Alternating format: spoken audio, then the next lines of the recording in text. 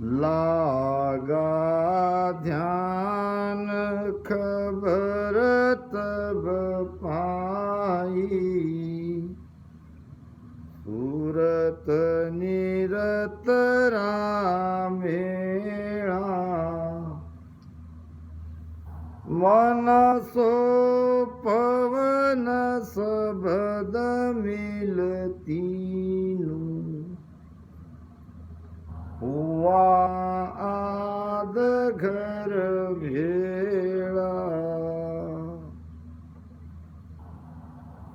महाराज फरमाते हैं, हम सभी ज्ञानी हैं, ध्यान कर रहे हैं, ध्यान लगता है। ध्यान लगा, इसका क्या प्रमाण है? ब्रह्मज्ञानी का अंग चल रहा है, इसमें महाराज ने कहा है, पायो पायो कहत है, कियो कछु न जाय। जब लग सुन सुख राम कहे, किस विध माने आय। महाराज ने किसी को नहीं छोड़ा, न ज्ञानी को न ध्यानी को। सबकी परीक्षा ये वाणी जी लेती है। पायो पायो कहत है, मैं उस देश में पहुंच गया, मेरा ध्यान वहां लग गया, तो उसका बखान भी तो होना चाहिए। कहाँ सबद जगह, कहाँ अनुभूति क्या क्या हुई, कैसे पलटा, कहाँ बंद लगा, बंद कैसे खुला। पायो पायो कहत है, कियो कछु न जाय। कियो नाम कहो, और तब लग सुन सुखराम कहे, किस विध मानो आए। कैसे ये सिद्ध होगा कि जब उसका बखान ही नहीं करेंगे। सादा शब्दा परखिए, साधु की परीक्षा शब्द से ही होती है। हीरा परके जोहरी, और शब्द को परके साध। जो कोई परके साध को, ताका मता आघात। सबकी अपनी अपनी परीक्षा है। ध्यान परक सुखराम कहे, चौड़े कहूं बजाय। चौड़े नाम खुला, बजा बजा के महाराज कह रहे हैं, नेन उल्टर पट लगे देह अदर ठहरा। शरीर है कि नहीं, इसका भास नहीं होता, और आंखें उलटकर पलट जाती है। ये ऊपर की पलके बैठ जाती है, पक्की लग जाती है। प्रयास करके आँख खोलना पड़ता है। एक जगह तात्या के समाज में ध्यान के बारे में महाराज ने बहुत ही गहरा गजब का ज्ञान दिया है।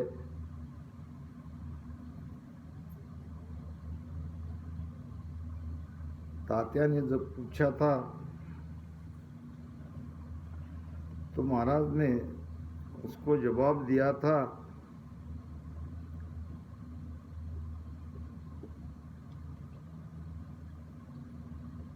लागा ध्यान खबर तब पाई, सूरत निरतरा मेला। मनसो पवन शब्द मिल तीनू, हुआ आध घर भेड़ा। ये तो आत्मसार की बात है, तात्या की साकी याद आ जाएगी तब उसका भी विश्लेषण कर देंगे।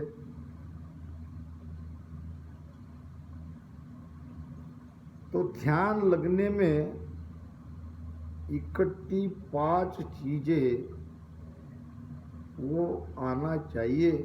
अब पहले आध घर क्या है ये समझो। वैसे आध घर तो 2 है। पहली बार आए हम पार ब्रह्म से, वो हमारा आदि घर है।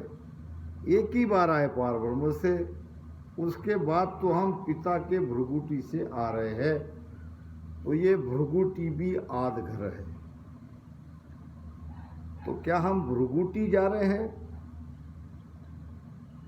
हम भृगुटी से नहीं जा रहे, हम जा रहे हैं त्रिकुटी से, बंकनाल से, पीछम के रास्ते से।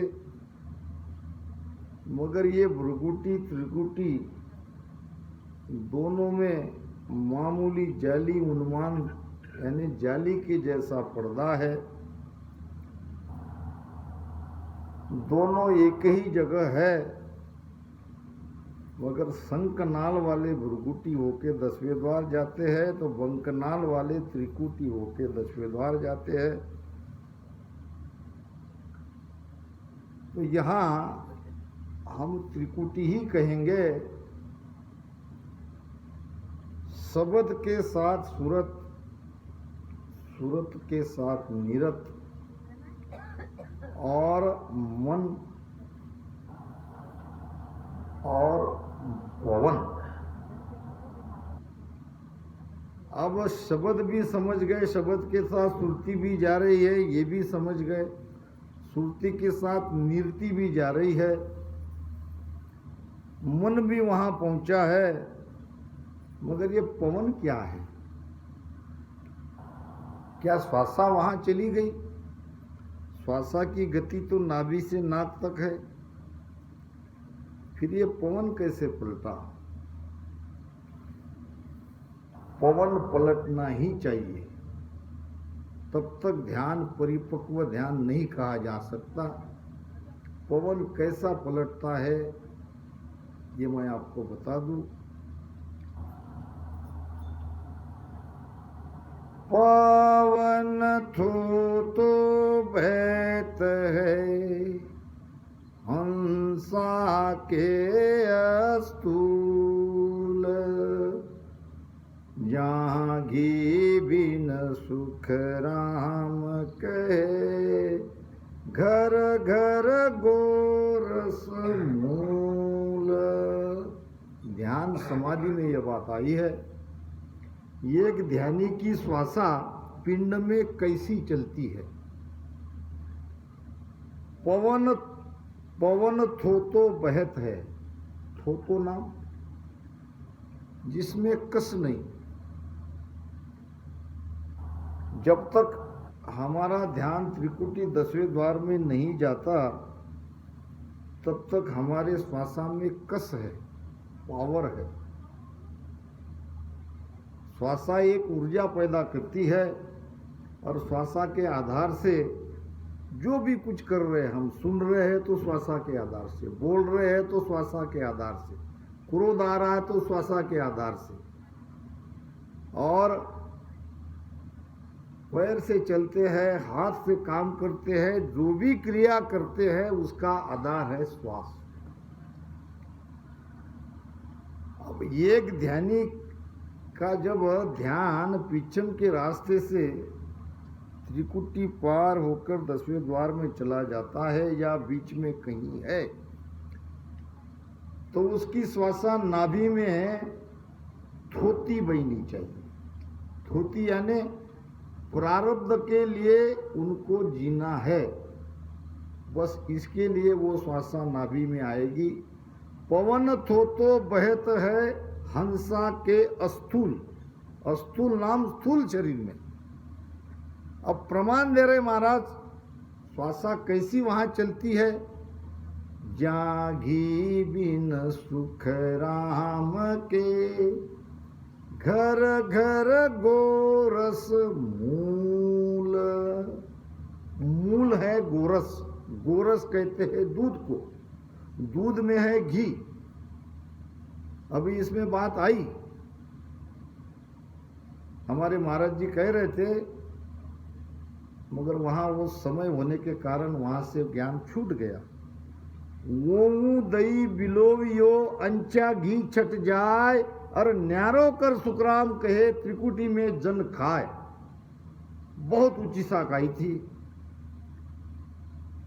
ये अपन बिलोना तो कर रहे हैं, ओम सोम श्वासा में राम नाम रटन कर रहे, तो ये बिलोना हो रहा है। इस प्रकार से हम मंथन कर रहे हैं।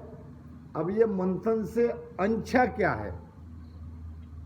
अंछा के दो अर्थ है। एक अंछा इच्छा के लिए कहा है, एक अंछा आत्मा के लिए कहा है। आत्मा रूपी अंछा छट जाती है इस सांस उसास में भजन करने से। अरद उरद बीच ब्यावर चो है, चढ़ी है नाव बरात, राम राम चढ़ी है नाव बरात, पीछ मगेल होया धून सबद की, पीछ मगेल होया धून सबद की, चालत है दिन रात, चालत है दिन रात। क्या है यार उद्व्रत? कैसे ब्याह रचा जा रहा है, कैसे बारात आगे बढ़ रही है, क्यों बढ़ रही है? अरद उरद का अर्थ बहुत जगह सांस उसास कहते हैं। अगर सांस उसास को अरद उरद कहा जाता तो महाराज सांस उसास भी ब्याह रचो है, चढ़ी है नाव बरात, ये भी तो कह सकते थे। अरद उरद श्वास उसास नहीं है। अरद का अर्थ है नीचे, उरद का अर्थ है ऊपर।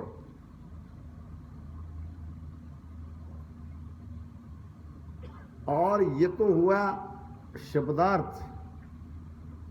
वास्तव में इसका भावार्थ है अरद नाम पिंड, उरद नाम ब्रह्मांड। पिंड से ब्रह्मांड की ओर निरंतर पिछम के रास्ते से ऊपर बढ़ते रहे, तभी ये ब्याह होगा, तभी आत्मा परमात्मा में मिलेगी। अब महाराज ने तो कहा है, कई जगह प्रमाण आया है, अरद उरद के बीच में बसे सिखावन हार, सो सतगुरु सुख राम के निरखो उन मुनि धार। कहाँ है हमारा सदगुरु? कौन है हमारा सदगुरु?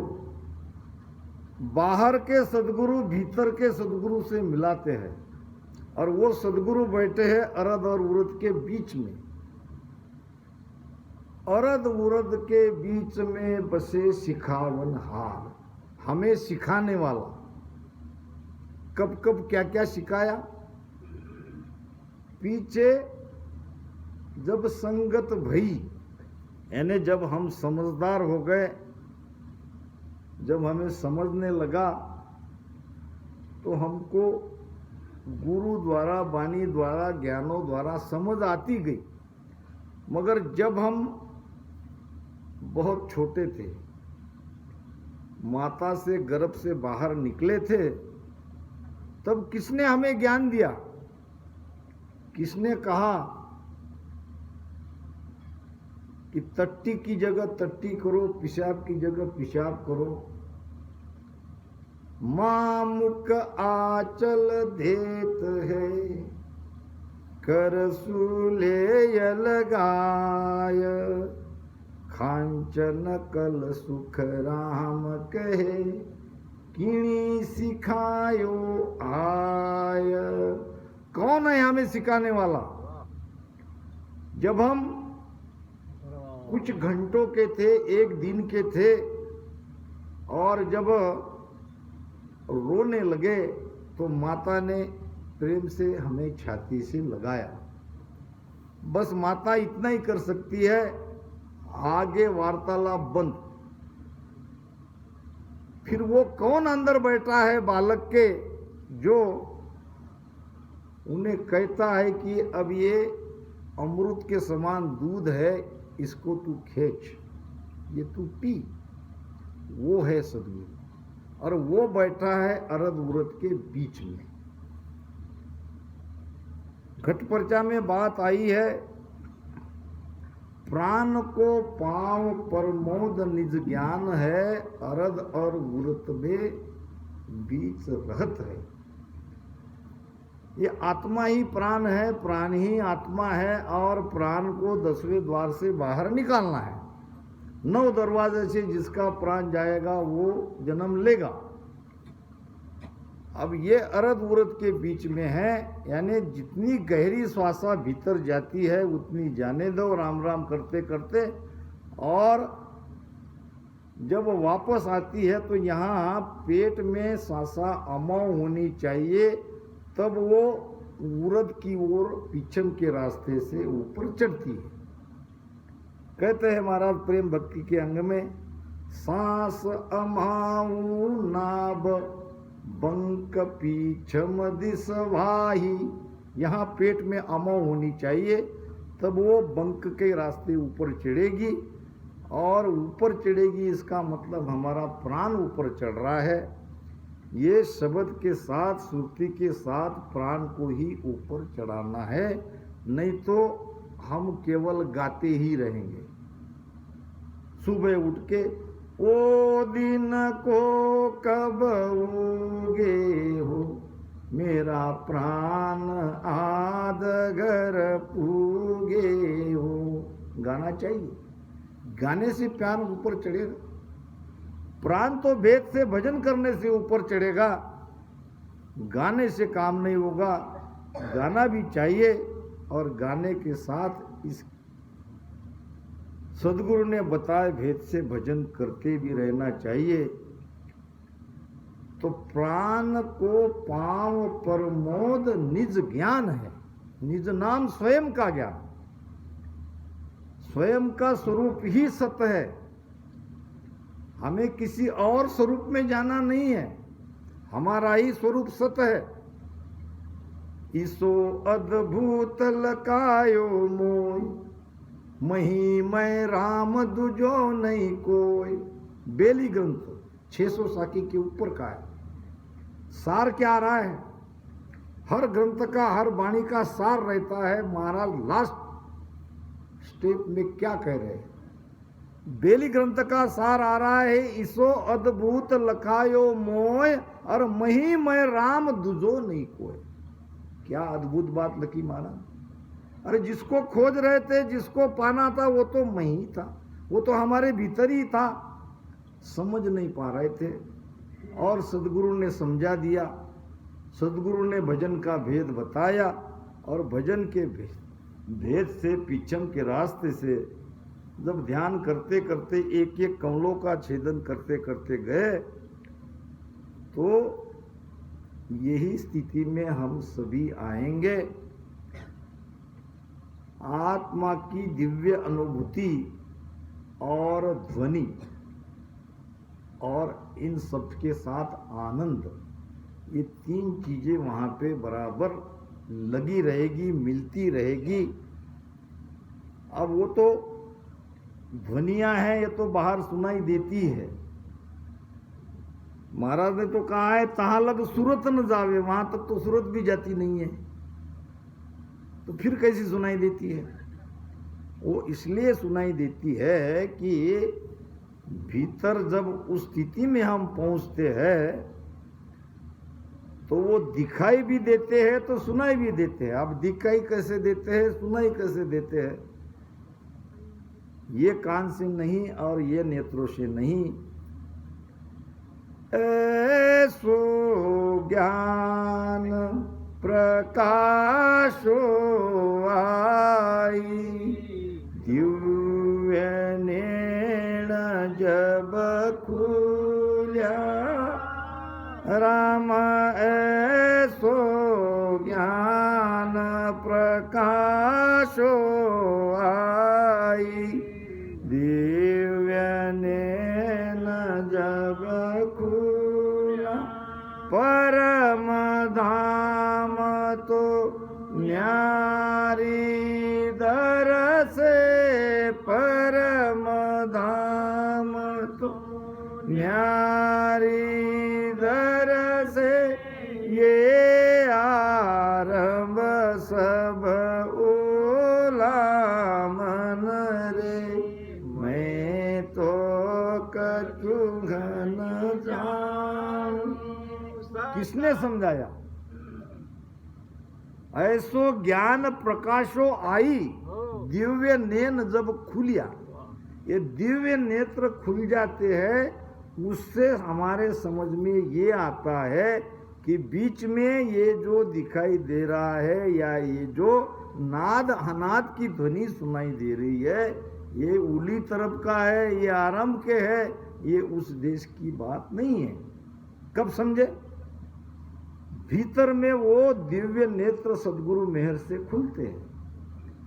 दिव्य नेण माया का खुल्या, ब्रह्म अखंडित सूझे, राम दिव्य नेण माया का खुलिया, ब्रह्म अखंडित सूझे, के सुख राम ब्रह्म का खुलिया, के सुख राम ब्रह्म का खुलिया, परम धाम जन बूझे मन रे, मैं तो कछु न जान।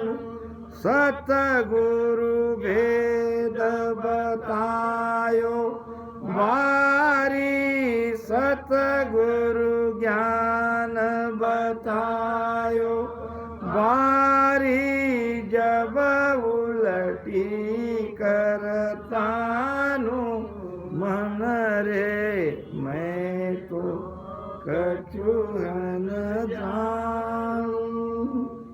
किसको? ये जीवात्मा कह रहे हैं मन को।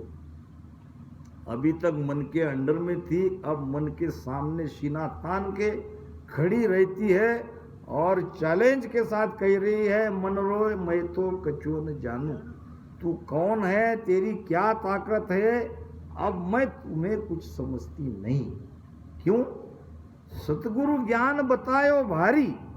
सदगुरु ने इतना ज्ञान भारी बताया, तो अब जीवात्मा मन के साथ, मन के सामने उलटकर तान कर खड़ी रह रही है। दिव्य नैन माया का खुलिया। माया का दिव्य नैन खुलना यानी क्या? क्या हुई वहां पे स्थिति? दिव्य नैन माया का खुलिया, दिव्य नैन माया का खुलिया। माया कहां तक है ये समझ आ गई। माया की व्याप्ति कहां तक है ये समझ आ गई। उसको कहते हैं माया के नेत्र खुलना। माया की पहुंच कहां तक है ये भीतर में समझ आ गई। तब ब्रह्म की ओर जाएंगे, तब हमारी स्थिति ब्रह्म में पहुंचेगी। अब जब ब्रह्म के नेत्र खुलेंगे यानी ब्रह्म की हद कहां तक है, ब्रह्म की पहुंच कहां तक है, ये नेत्र जब खुल जाएंगे तो परम धाम को पहुंचेंगे। तो परम धाम में पहुंचने के लिए ये नेत्र सब सद्गुरु कृपा से खुलते हैं। और मैंने कहा था तो उसको कैसे देखे जाते हैं।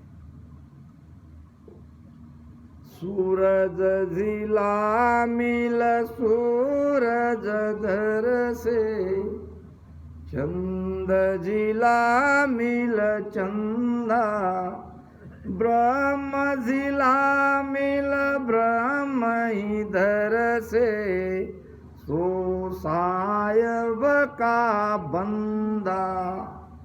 बंदा नाम शिष्य, बंदा शिष्य को कहते हैं।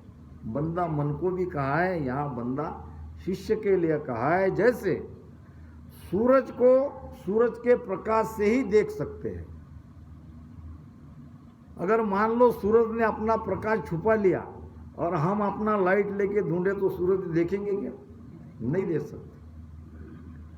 सूरज को देखने के लिए सूरज का ही प्रकाश चाहिए, उसी के प्रकाश से सूरज को देख सकते हैं। और चंद्रमा चंद्रमा के प्रकाश से ही दिखाई देती है। इसी प्रकार ये आत्मा जो बाहर में परमात्मा है वो भीतर में आत्मा है। ये आत्मा को देखने के लिए आत्मा का ही प्रकाश चाहिए, जो सद्गुरु की कृपा से ये नेत्र खुलते हैं।